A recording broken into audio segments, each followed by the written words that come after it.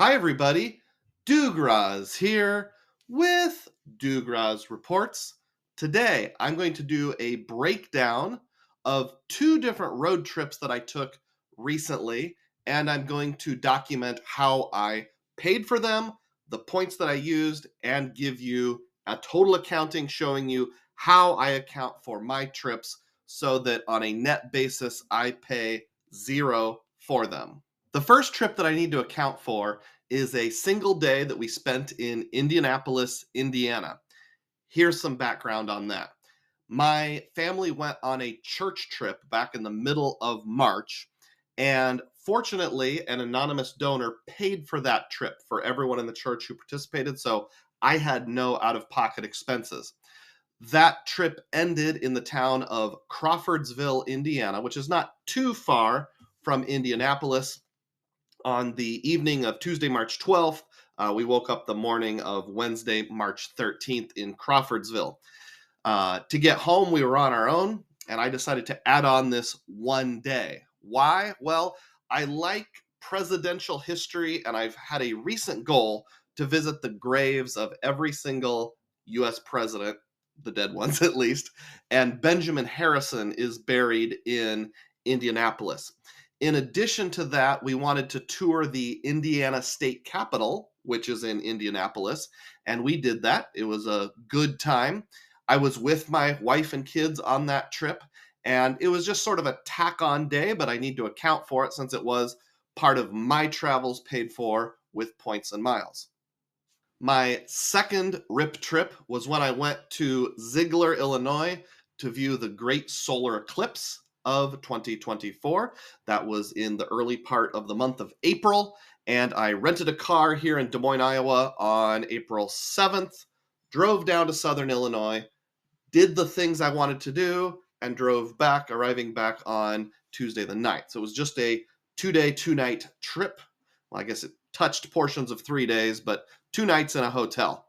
So the reason I'm combining them is because they were both very short trips and there was no flying involved. So for my accounting purposes, instead of making two very small spreadsheets, I'm just going to mush them together and do one.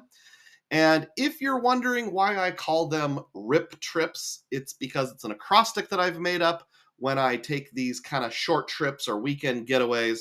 R stands for rental, that's the rental car. I stands for in, like a hotel or any kind of lodging. And then P is for plane, airplane. These trips are just involved lodging and cars. So they're RI trips. They're not really RIP trips, but close enough.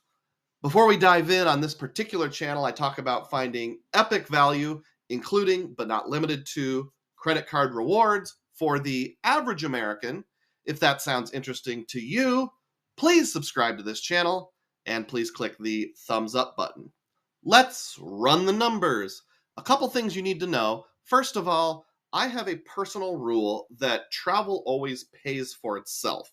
So I don't dip into my family budget to pay for travel. I have a dedicated travel savings account that is funded with various cashback, bank account bonuses, those kind of things, means.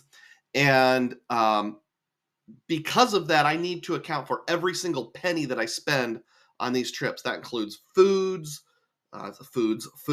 restaurants, sightseeing, gas, snacks, lodging, miscellaneous, all those kind of things. So that's why I document every single thing, not just the rental car, the plane, and the lodging.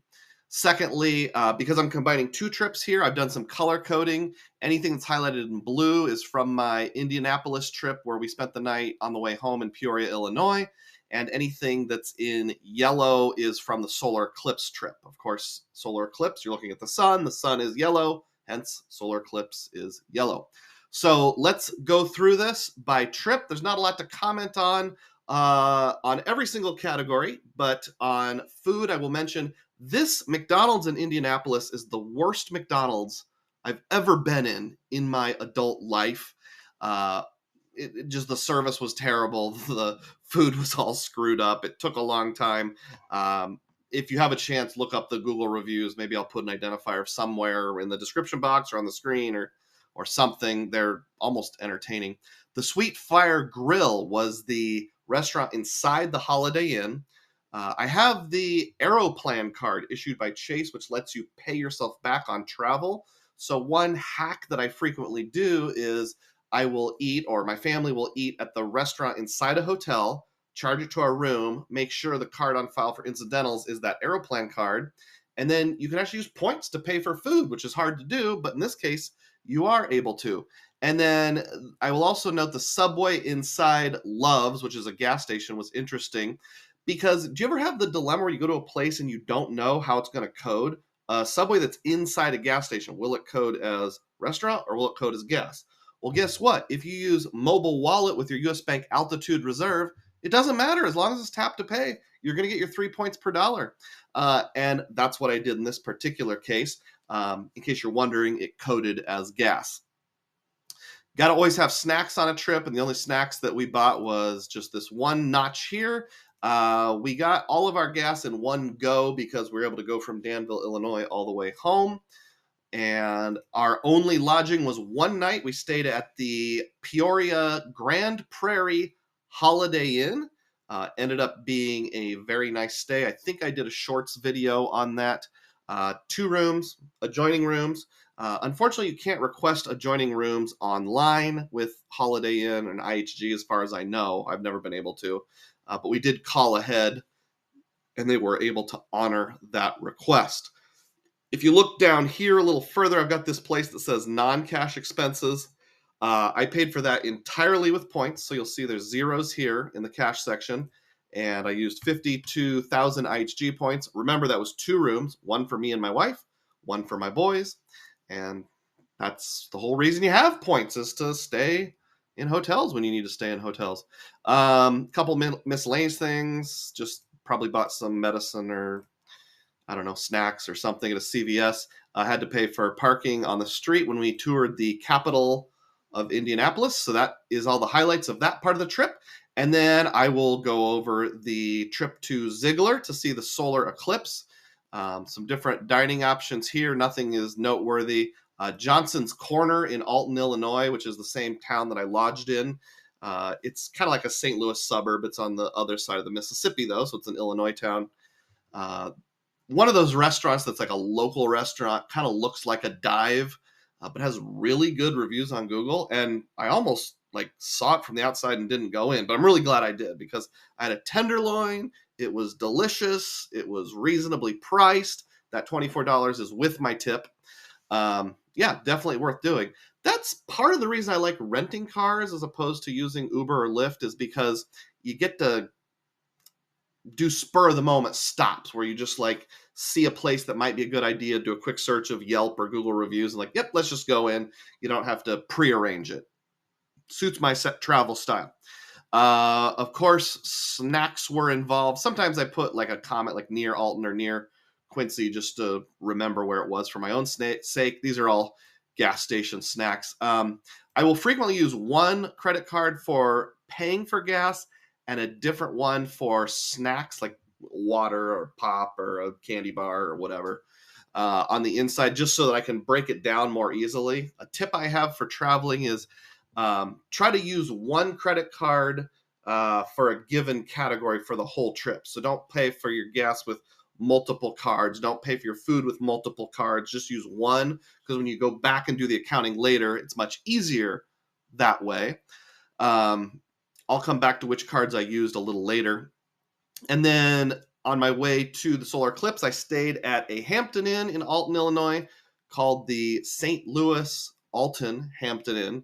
Lots of hotels will give the name of the nearby big city, and then they'll use a hyphen in the name of the suburb that it's in or whatever. I find that to be slightly pretentious and or annoying, but whatever. I never actually entered the St. Louis city limits at any point on this entire trip. For that, I did a points plus cash booking, and I did $103.86, just over $100 in the cash portion. And then if we look down here, we'll see the points portion was 43,000 Hilton points. So what's that come out to? 21,500 per night. not too bad overall. I don't remember exactly what the cents per point was. I don't remember it all in the Holiday Inn.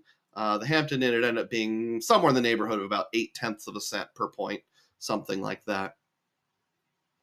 Some miscellaneous supplies, and then I did wash the car at the end because Southern Illinois has a ton of bugs. I hit so many bugs, and I'm always afraid, like when you return a rental car, they're gonna charge you a cleaning fee if it's super dirty. I don't know. What's your opinion? If your car is filthy when you rent it, do you wash it before you return it? Let me know if you do or don't. Um, for the Indianapolis part, we were just driving our own family vehicle on the way back from the church trip, so there was no rental involved.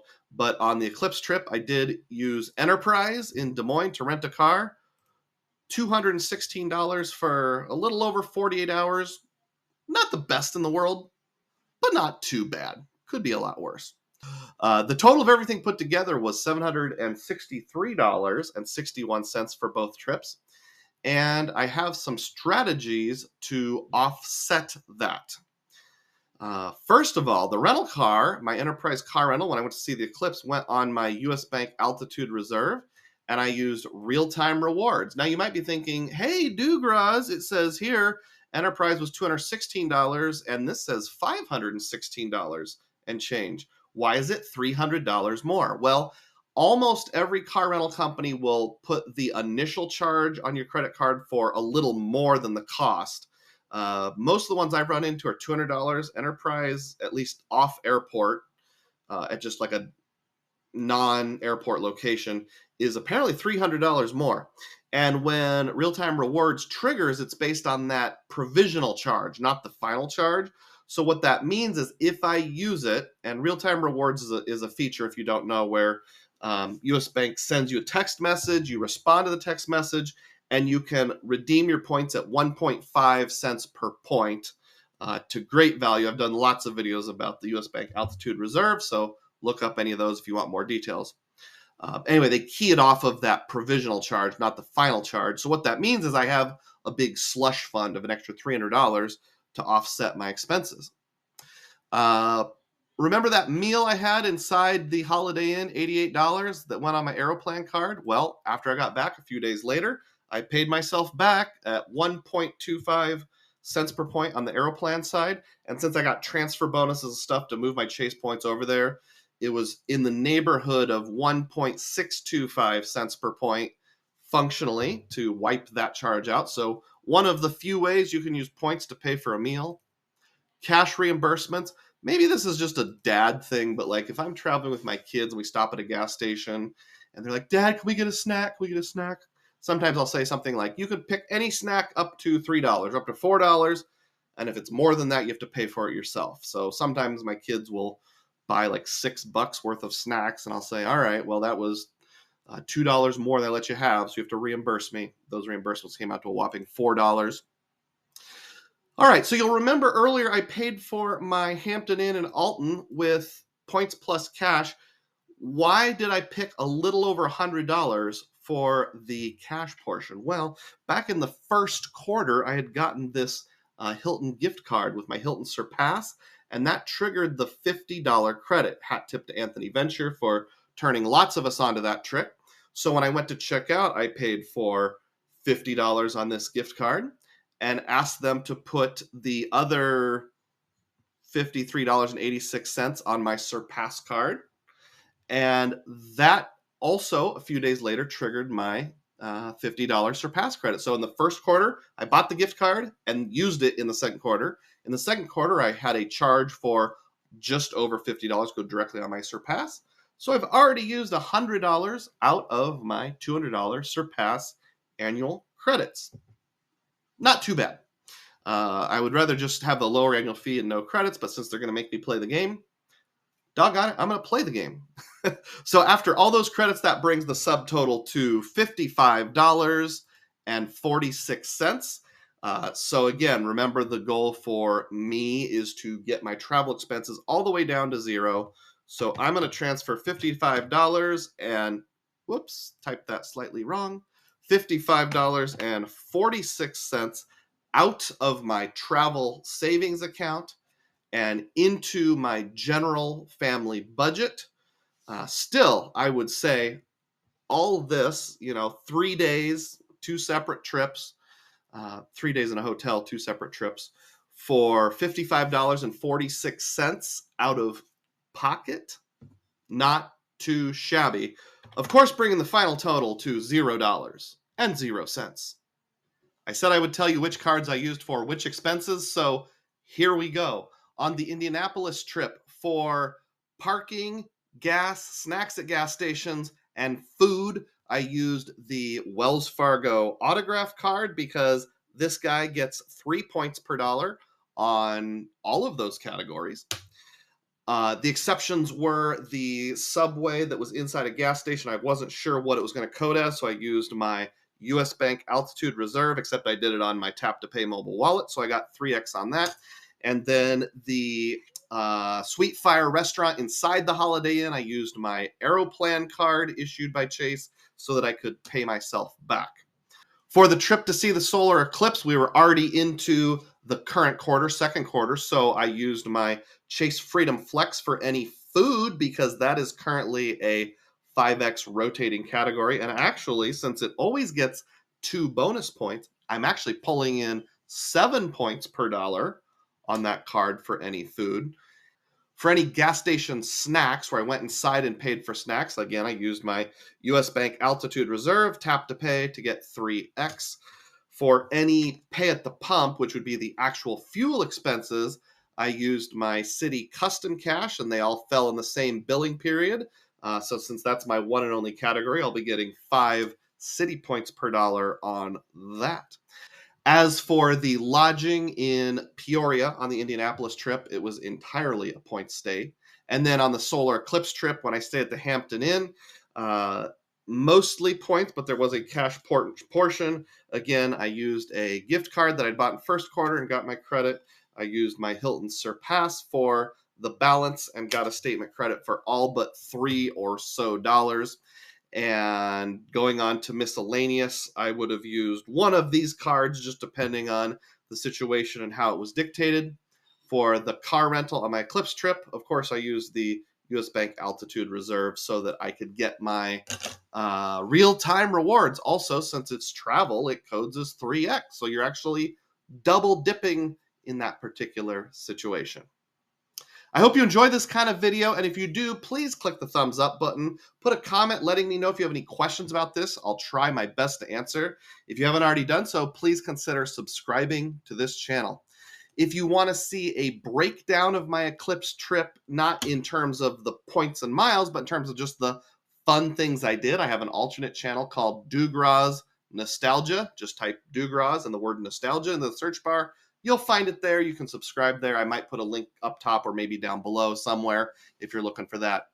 Another way you can support the channel is by becoming a channel member. It's called a DUGROZ Diehard. It's only $3 a month. You can cancel anytime, and you get behind-the-scenes videos that aren't available to most people, where I talk about a lot of things that are too nerdy or too controversial for the algorithm. Things like dealing with people who aren't into points and miles, awkward interactions that I've had, my thoughts on points and miles, a lot on the philosophical side of points and miles. So I hope you would consider that subscription. And as always, may your spending be frugal and may your points be plenteous. Thanks for watching.